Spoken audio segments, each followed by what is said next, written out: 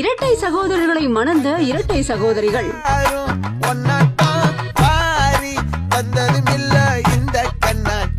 தடபுடலான சங்கராந்தி விருந்து மாப்பிள்ளைகளுக்கு கொடுக்கப்பட்ட shocking surprise.